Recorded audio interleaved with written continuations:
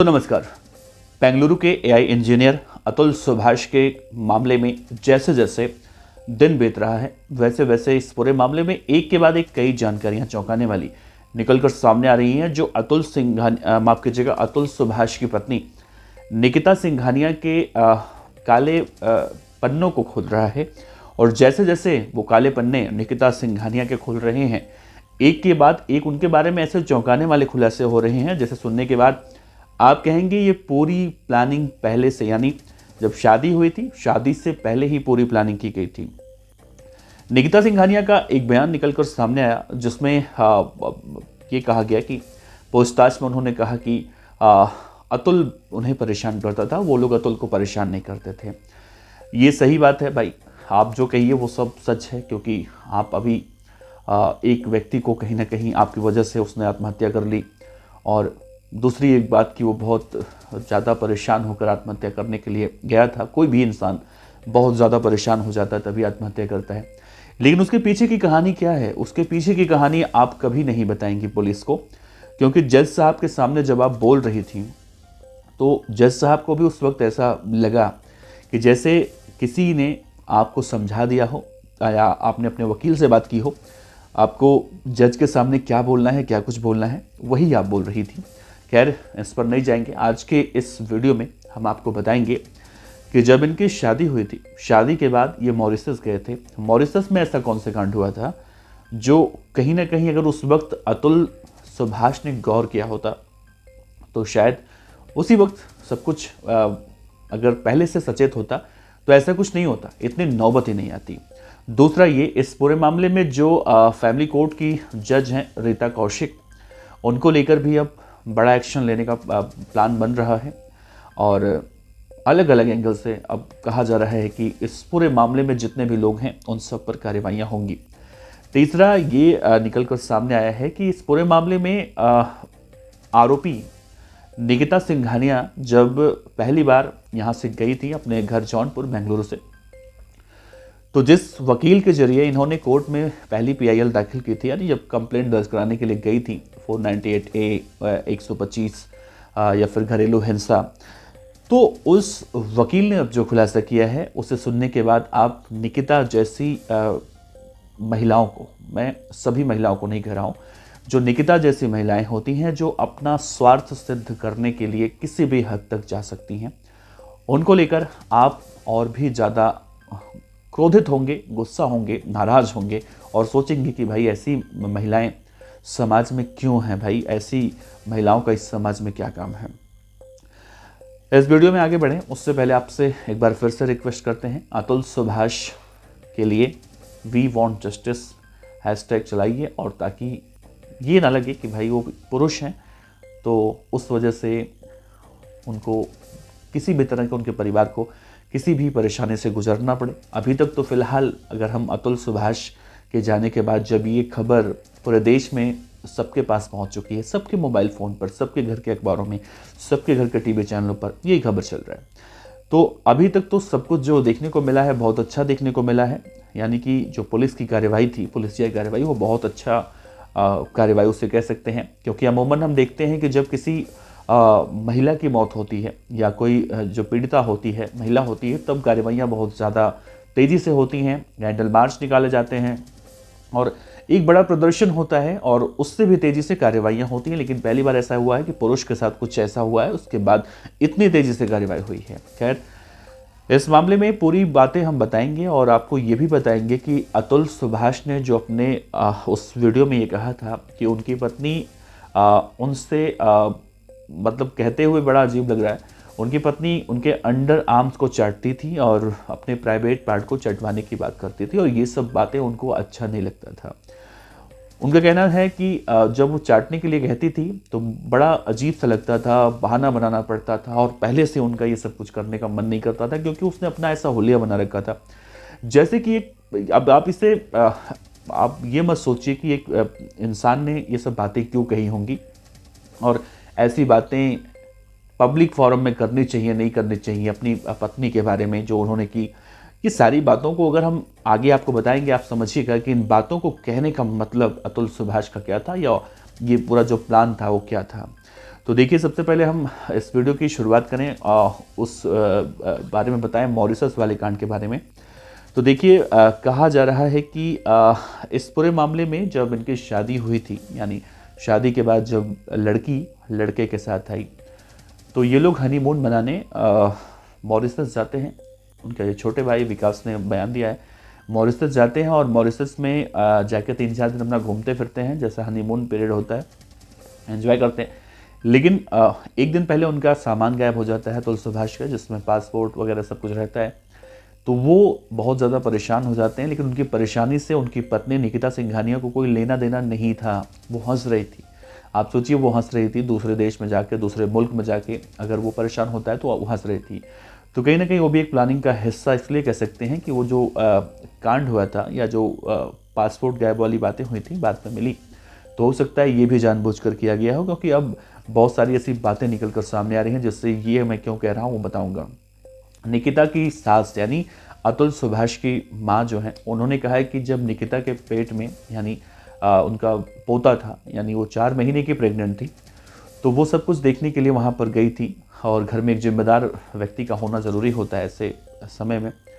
तो उन्होंने कहा कि निकिता 6-6, 7-7 दिन नहाती ही नहीं थी। सोचिए, 6-6, 7 दिन नहीं नहाना, नॉनवेज वगैरह खाती थी, उसकी हड्डियों को वहीं पर फेंक देती थी, बेड के बगल में फेंकना, गंदे तरीके से रहना, और इतना ज़्यादा परेशान उन्होंने कर रखा था उनके माता को कि वो सब कुछ सोचकर कि चलो ठीक है, एक न एक दिन ठीक हो जाएगा, ये सब सोचकर वो चुप रहते थी। अब देखिए, इस पूरे मामले में जो बातें अब निकल कर सामने आ रही हैं, जो अब उनकी माताजी ने कहा है, यानी कि जब इनकी शादी हुई थी तो इनके पिताजी ने, यानी अतुल के पिता पवन मोदी ने कहा था कि भाई, हम मारवाड़ी लोग हैं और मारवाड़ी समाज में लड़कियां बहुत कम मिलती हैं, तो मैं शादी अपने ही समाज की लड़की से करना है, तो देखो और कैसे भी करो। तो इन्होंने एक मैट्रिमोनियल साइट्स पर निकिता को खोजा, निकिता को पसंद किया, निकिता ने भी इनको पसंद किया, बातचीत हुई, दिल्ली में मुलाकात हुई।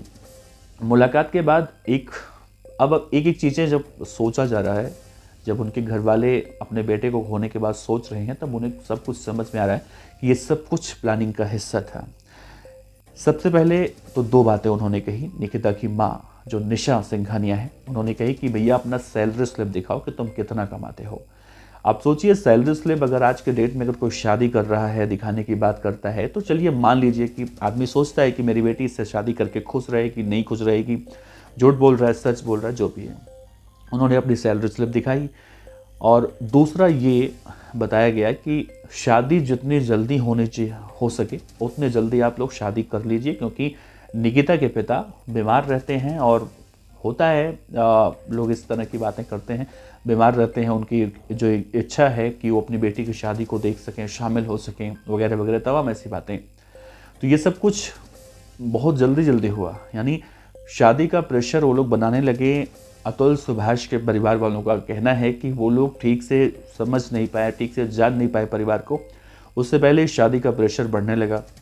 लड़कियां कम मिलती हैं मारवाड़ी समाज में, वो भी पढ़ी लिखी लड़कियां, और मतलब जिस हिसाब से लड़का पढ़ा होता है, एक समाज में देखा जाता है कि भाई, लड़का अगर पढ़ा लिखा है तो लड़की भी पढ़ी लिखी होनी चाहिए, कुछ इस तरह की। तो ये जो सोच है, इसे भी आप सही कहिए, गलत कहिए, ये अलग विषय है, ये चर्चा का विषय है, ये इस पर हम नहीं जाते हैं। तो ये सब कुछ बहुत जल्दी हुआ, और जल्दी होने का नतीजा ये रहा कि सब कुछ ऐसा कर देना, सब कुछ प्लानिंग के तहत कर देना। सोचिए, मॉरिशस में जब ये गए, वहाँ पर इनका पासपोर्ट गायब हो जाता है, बाद में मिलता है। यहाँ पर उनके माताजी को इस कदर टॉर्चर कर देना कि वो यहाँ से छोड़कर भाग जाएं, या फिर मतलब समझिए आप, किसी तरह से वो नौबत आए कि तुम भाई तलाक वाली बात करो, तभी जाके आगे कुछ हो। तो ये सब से वो जहर का घूंट पी रहा था, लड़ाइयाँ होती थीं, फिर समझौता होता था, वगैरह वगैरह, तमाम ऐसी बातें होती थीं। लेकिन जब 2020 का वो कोरोना का दौर आया, कोरोना के दौर में जब उसने अपनी सास को बुलाया वहाँ पर, तो भैया सास वहाँ पर आके अलग षड्यंत्र करने लगी, और वहीं पर बखेड़ा शुरू हुआ। और ये जो चाटने वाली प्रक्रिया शुरू हुई कि तुम उसका अंडर आर्म्स चाटो, वो तुम्हारा प्राइवेट पार्ट चाटे। तो अतुल सुभाष को जो उन्होंने वीडियो में भी कहा है, कि उन्होंने चाटना वाटना जो बड़ा मतलब बहुत ज़्यादा गंदा लगता था। तो इसीलिए वो जो प्राइवेट ज़िंदगी होती है हस्बैंड वाइफ की, वो सब कुछ करना ही नहीं चाहते थे। और वो कहते हैं कि जैसे जैसे होता है कि पार्टनर का मन नहीं करता, तो कुछ उस तरह से वो बहाना बनाते थे, क्योंकि इसके पीछे की वजह वही थी, 6 से 7 दिन नहीं नहाना, महीने महीने नहीं नहाना, और उसके बाद इतनी गंदगी से इस तरह से कुछ करना, ताकि अतुल सुभाष इरिटेट होकर अपना अगला कदम उठाए, जो टारगेट उन्होंने रख रखा था अतुल सुभाष की पत्नी ने या फिर उनकी सास ने, साले ने। पैसे मांगना, मतलब तुम कहीं तो टूटो, कहीं अगर टूटोगे तो कहीं ना कहीं तो टूटोगे, तो फिर तलाक की बात आएगी, और तलाक की बात आएगी फिर हम अपना आगे का कार्यक्रम करेंगे। तो इस तरह की बातें अब निकल कर सामने आ रही हैं दोस्तों। लेकिन कहा जा रहा है कि इस पूरे मामले में जो महिला जज हैं रीता कौशिक, इनको लेकर बहुत अलग अलग संस्थानों से प्रदर्शन देखने को मिल रहा है। लेकिन बेंगलुरु पुलिस अब इस मामले में उन सभी लोगों से पूछताछ करेगी जिनके नाम अतुल सुभाष ने लिख रखे हैं या दर्ज कर रखे हैं, या जिस किसी भी तरह से उस व्यक्ति का नाम उनके उसमें है इस पूरे मामले में। रीता कौशिक से हो सकता है पूछताछ हो, लेकिन रीता कौशिक के खिलाफ क्या कुछ होगा ये भी बड़ा देखने वाला विषय है, क्योंकि अब एक चीज़ देखने को मिल रहा है, रीता कौशिक को लेकर अभी तक कोई भी नेगेटिव नहीं हुआ है। सब लोग ये कह रहे हैं कि भाई अतुल सुभाष को अपने दिमाग पर नियंत्रण करना चाहिए था, और मतलब उन्हें इतना बड़ा कठोर कदम नहीं उठाना चाहिए था कि इस तरह से कुछ हो। तो ये सारी कहानी है। तो अब एक और बात मैं आपको बताने जा रहा हूँ जो इन लोगों की काली सच्चाई उजागर करने वाली है। एक प्रतिष्ठित चैनल है TV9 भारतवर्ष, आप जानते होंगे, टीवी देखते होंगे। TV9 भारतवर्ष से बातचीत करते हुए एक वकील हैं जिनका नाम रमेश सिंह सोलंकी है। रमेश सिंह सोलंकी 1980 से उसी जौनपुर की फौजदारी में केस वेस देख रहे हैं, वकालत कर रहे हैं, अधिवक्ता हैं, काफ़ी बुजुर्ग हैं, सीनियर हैं। वो कह रहे हैं कि जब ये सब कुछ हुआ था, तो जब पहली बार उनके घर पर उनकी माँ बेटी यानी निकिता और निकिता की माँ पहुंची थी, तो सबसे पहले उनके पास गई थी और उन्होंने कहा कि मुझे अपने पति के खिलाफ 498A में एक मुकदमा करवाना है, 125 में मुकदमा करवाना है। 498 मतलब वही दहेज एक्ट, और 125 मतलब जो मेंटेनेंस होता है या जो जीवन यापन चलाने के लिए, या कह सकते हैं भरण पोषण के लिए खर्चे देना। तो वकील साहब यानी रमेश सिंह सोलंकी साहब उनका मार्गदर्शन करते हैं, और जो कुछ हो सकता है करके फिर FIR वगैरह दर्ज करवाई जाती है। ये केस ट्रायल में जाता है और ट्रायल शुरू हो जाता है, और इधर इनके बीच में आपसी बातचीत भी होती रहती है। और ये सब कुछ जो हुआ वो बहुत पहले जो बातें निकल कर सामने आई थी, उसके तहत अगर देखें तो पुरानी बातों में नहीं जाते हैं, नई बात बताते हैं आपको। तो ये सब कुछ होने के बाद यानी जब ये पूरा मामला कोर्ट में पहली बार पहुंचा, तो रमेश सिंह सोलंकी जौनपुर के, वो कहते हैं कि सब कुछ चल रहा था, ट्रायल हो रहा था और मुकदमा दर्ज हो चुका था, FIR दर्ज हो चुका था, मुकदमा भी शुरू हो चुका था। लेकिन तभी उन्हें एक बात खटकी। एक दिन निकिता की माँ निशा और निकिता दोनों आई। उन्होंने वकील साहब से कहा कि मुझे ना 2 और मामलों में केस दर्ज करवाना है। तो वकील साहब ने भी पूछा किस मामले में आपको केस दर्ज करवाना है।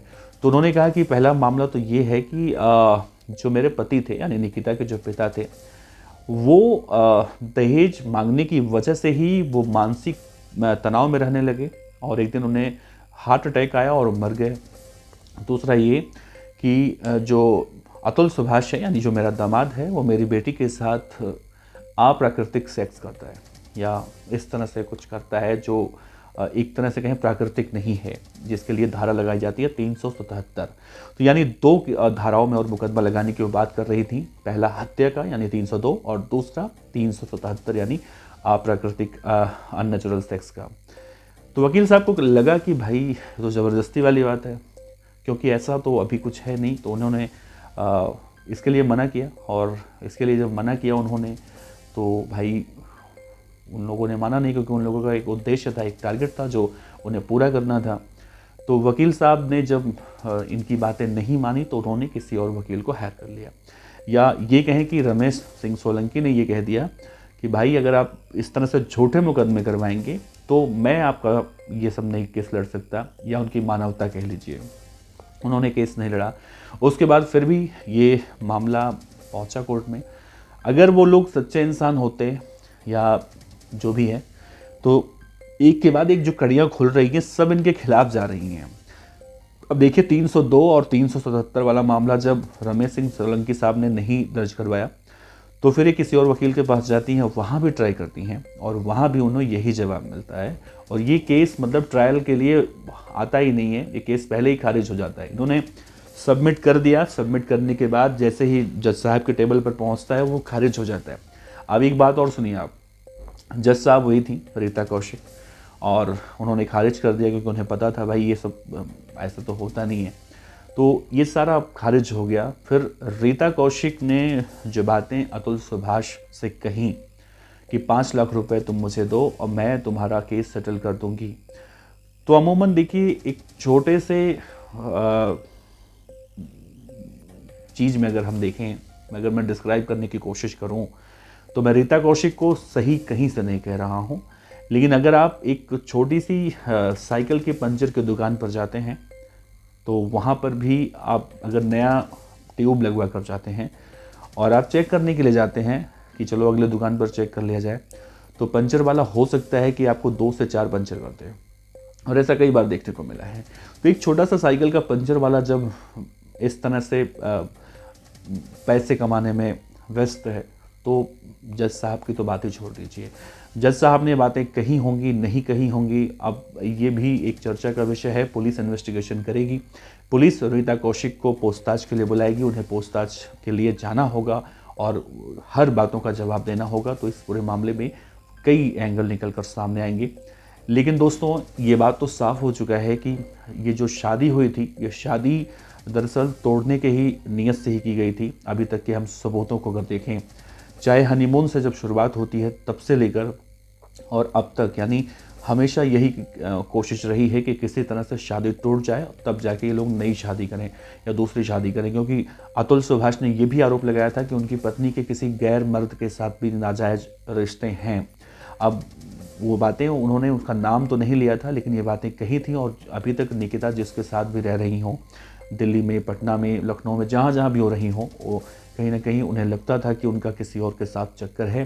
और 2021 में जब वो बातें हुई थी कि निकिता अपने माता के साथ गई थी और उन्होंने कहा था कि मुझे 20 लाख रुपए आप लोग वापस दे दो, 20 लाख रुपए अगर दे दोगे तो मैं तलाक दे दूंगी और जाके मैं दूसरी शादी कर लूँगी। तो ये सारी बातें जो हैं वो एक एक बातें इस तरफ इशारा करती हैं कि निकिता सिंघानिया उर्फ अतुल सुभाष की पत्नी या निशा सिंघानिया या फिर उनका भाई जो है, या जिस तरह से ससुराल पक्ष के लोग हैं अतुल सुभाष के, इनके एक एक क्रियाकलापों को देखा जाए तो इनका टारगेट ही कुछ और था। बहरहाल अब बचने का पूरा इंतजाम इन्होंने कर लिया है। ऐसे केसों में देखने को मिलता है कि बहुत जल्दी ज़मानत मिल जाता है, तो हो सकता है इन्हें कल ज़मानत भी मिल जाए। कल मतलब कल को ज़मानत मिल जाए और ये लोग बाहर आएँ और फिर केस पर केस, तारीख पर तारीख वगैरह चलती रहे। लेकिन यही है, सबसे रिक्वेस्ट किया जा रहा है और यही अब प्रशासन से भी गुहार लगाई जा रही है। बिहार के मुख्यमंत्री से लेकर देश के प्रधानमंत्री तक अपील ही की जा रही है कि जल्दी से जल्दी इनको न्याय मिले। कुछ ऐसा पुरुषों के लिए भी कुछ फास्ट ट्रैक कोर्ट टाइप का कुछ बनाया जाए कि जिसपे पुरुष जो ये इस तरह से प्रताड़ित होकर आत्महत्या कर रही हैं वो ना करें। वैसे दोस्तों, अगर मैं आपसे पूछूं अभी आपको क्या लगता है, क्या अतुल सुभाष, वैसे तो अतुल सुभाष को लेकर किसी के मन में कोई किसी तरह का सवाल नहीं है, लेकिन कुछ लोग हैं जो सवाल उठा रहे हैं। आप लोगों को क्या लगता है, क्या अतुल सुभाष के साथ जैसे हुआ हनीमून से लेकर और आखिरी दम तक, तो क्या आपको नहीं लगता कि ये किसी बड़ी साजिश का हिस्सा रहा हो?